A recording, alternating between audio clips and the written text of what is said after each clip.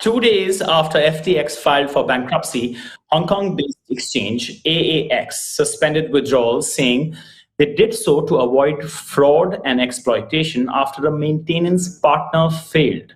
They also said they had no exposure to FTX. But at the time, Vice President of AAX, Ben Caselin, tweeted to say AAX was taking extra precaution following scheduled maintenance. Later, AAX announced they had suffered a malicious attack that it made it impossible to verify customer balances or allow withdrawals. And then Ben Caselin resigned very soon after. For the first time since, Ben is speaking to anyone in the media. Welcome, Ben. Thank you very much. Good morning, everybody. Good morning. All right, Ben, we just want to first understand, because, just think of it as somebody who's not heard of AAX, and explain what has just happened in the past few days, weeks, from what you know, of course, from what you can actually explain, what happened at AAX and how important is it to the rest of the crypto world? So AAX has been around for just about as long as FTX has been around. Founded in 2018, launched in 2019.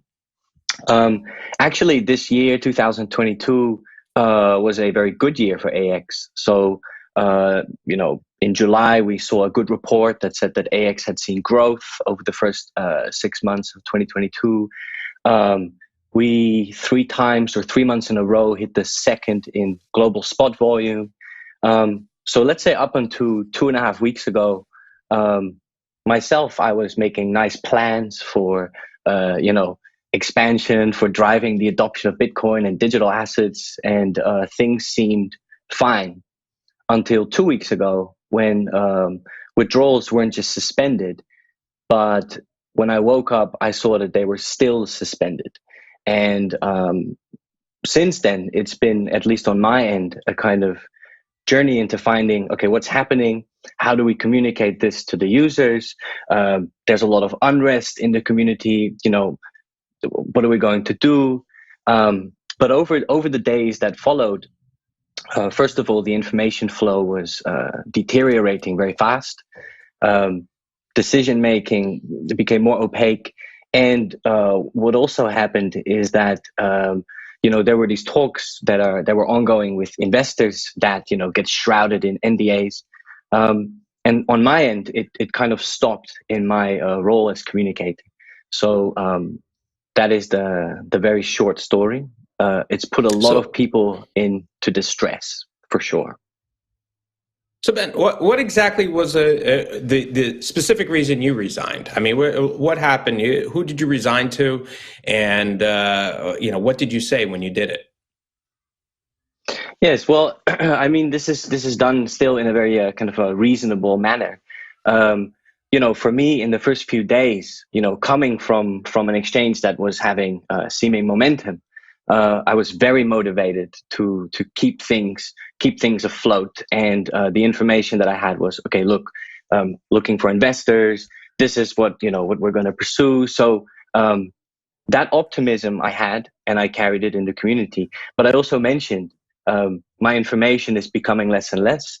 And I also mentioned to the community that if I'm no longer optimistic, I will make that very clear. So who did you resign to? Who'd you turn in your resignation to, and what did you say? Just a very basic message to the HR, which is still kind of operating. And I just mentioned, it seems like a very wise time for me to resign. It wasn't with animosity, and also, the HR is just the HR. So there's no animosity there. It's just I can't agree with the slowness of the process. I am someone who sides with the users generally from the start, also throughout my time at AX. I generally promote self-custody and Bitcoin adoption. So for me, it's very clear that if that is not what's being prioritized, then for me, there's no alignment. Did they contact you since and said, hey, why'd you do this? You want to come back? Has there been any contact with AAX since? Sure, because I was waiting along with a lot of other staff and ex-staff members for salaries. And so that's what I was waiting for. And then today I saw that I had received it. So, basic communication like that, it's not so easy because a lot of the communication lines are down and many of the people have left. I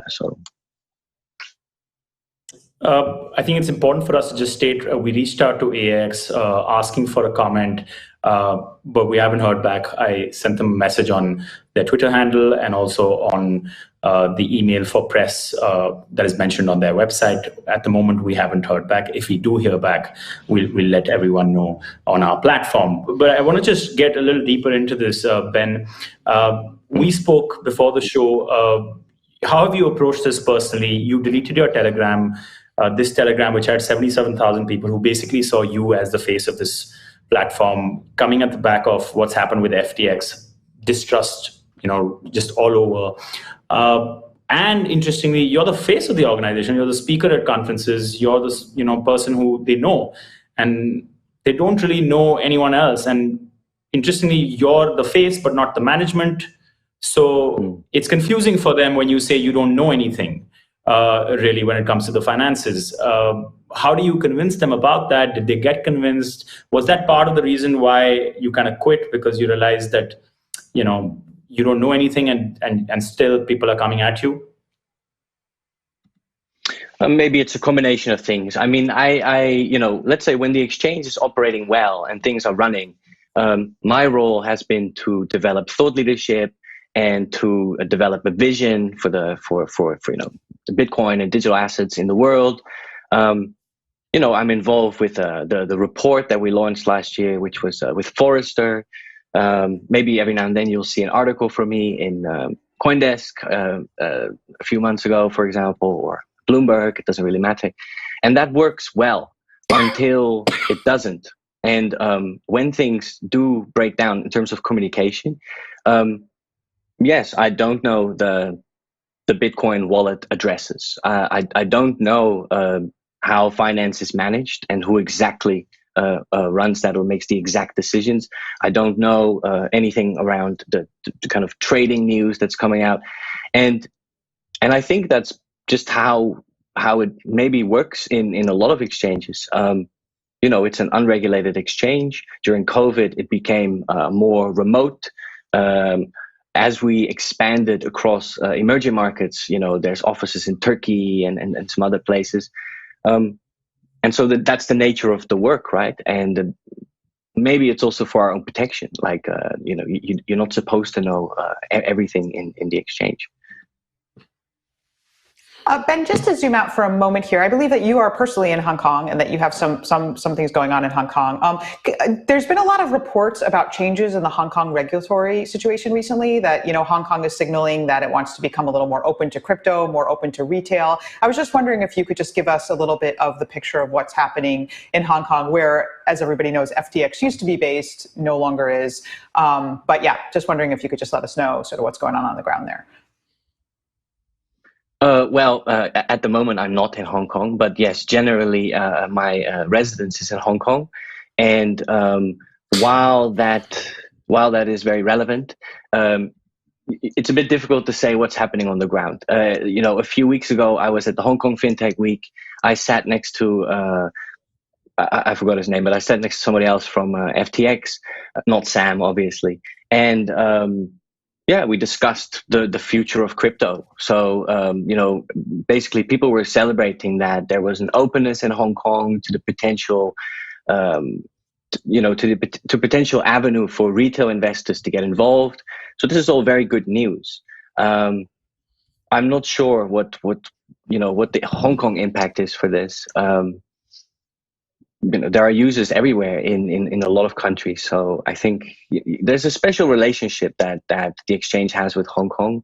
But this situation is a very dispersed, distributed situation that really affects people everywhere, like just everywhere. And just talking about those people, Ben, we should note that while they haven't commented on the tweets that you put out today and the comments that you've made about AAX, today on our show, they did post a statement on their website back on November 19th, which read in part, AAX has a chance of receiving sufficient funding and resuming normal operations over the coming weeks based on best estimation. I just want to understand how you see that. Do you believe that because you quit? What can customers also do? Should they just keep believing them and waiting? Could they go to authorities? What are their best options? No, I think it's clear that that is from the November 19th and is definitely not my sentiment or observation now.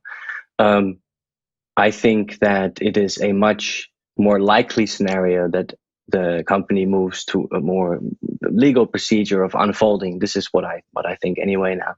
And also what I've expressed. So in the first few days, yeah, sure, a lot of talks with investors and rescue plans and stuff. But as these things, and also a lot of initiatives that we took with the community even. So I remember in Telegram, we that there was this initiative, and I did support that, where users were even willing to I don't know, lock up some funds for a while, and there's a lot of people willing to help. As these things don't go through, it became clear that for me, it's not. It's just I don't need to be. That's not aligned with what I think should happen. So. All right. Yeah. But just to make clear, like resigning, as you can see, I'm here. Resigning doesn't mean fully, excusing myself from the process. Like I am actually following very closely what's happening. As I've mentioned, and I've mentioned this because you asked me, what can people do?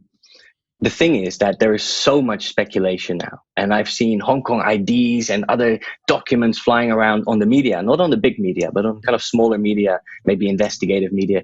It's good. People should do research, but I also see a lot of misinformation. I see a lot of speculation. I can't really comment on the speculation. In my view, and this is how I personally approach it, so I'm not advising anybody on this, but in my view, I'm waiting for certain key signals. One of them was, are the salaries going to be settled? Okay, salaries are settled. That's a good sign. There's some willingness there. Second would be, is there going to be some announcement or a legal filing or anything like this? And that would give me confidence in the kind of, hopefully the integrity of the process. And so anything else up to that point is speculation. And so all of these things like filing reports and stuff, I'm not sure for what. And maybe people can do it. I just don't. That's not how I'm approaching it at the moment.